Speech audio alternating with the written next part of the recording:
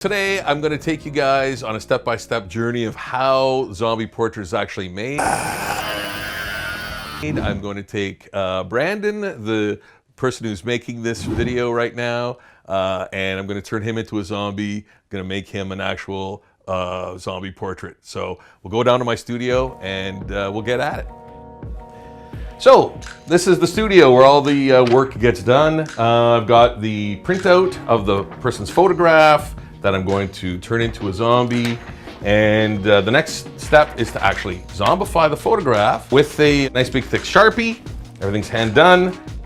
So what I try to do is I go in and try to make everything a little more visible, bolder, put holding lines over things so I can actually turn this into line art so it's easier to work from. I think this process is really important because I like getting the likeness down as close as possible. The zombie stuff is almost secondary to me. So yeah, I want to make this the strongest part of the process. Once that process is done, I put it on a light table and lightly trace that image. Once I get all that done, you have a nice penciled zombie portrait in the making. So then I take the pencil drawing, which I've either eyeballed or traced, over to this part of the studio where I have my drafting table. This is where I take it and I begin putting a little bit more detail in. Getting the likeness down is like the most important thing to me. The zombie stuff is going to be cool anyway, but getting the person's facial features down, the likeness is paramount to me. I want people to look at it and go, hey, that's so-and-so. Once I've completely finished the penciling phase and got everything down, the next step is to add color washes with real, genuine watercolor paint.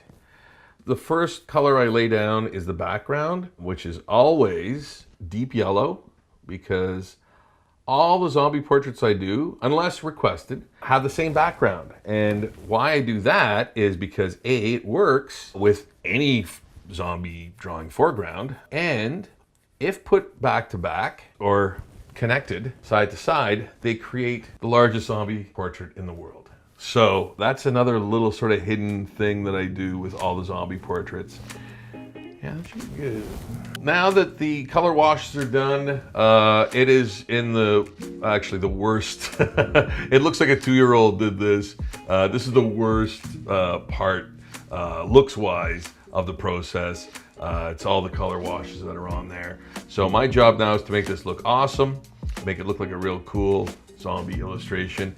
So this is the next step, this is the inking phase. This is kind of a longer process because it's more involved, much more line work, but I love it. I can sort of relax, put in all the cool details and stuff.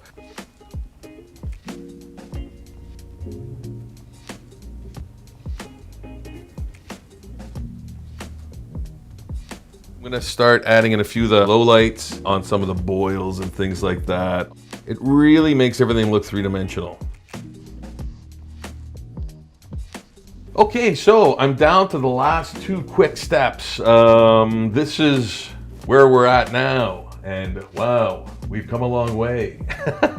So what I do now is put in the hot spots with this guy. It is just a whiteout pen, and all the little gore will get these little highlights, and I'll put some in the eye. I'm gonna add one little thing.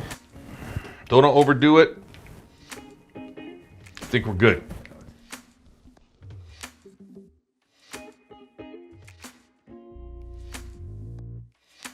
You know, people ask me, like, after so many years, are you tired of doing zombie stuff? And I'm like, no, never. I can't. You know, I can zombify anything.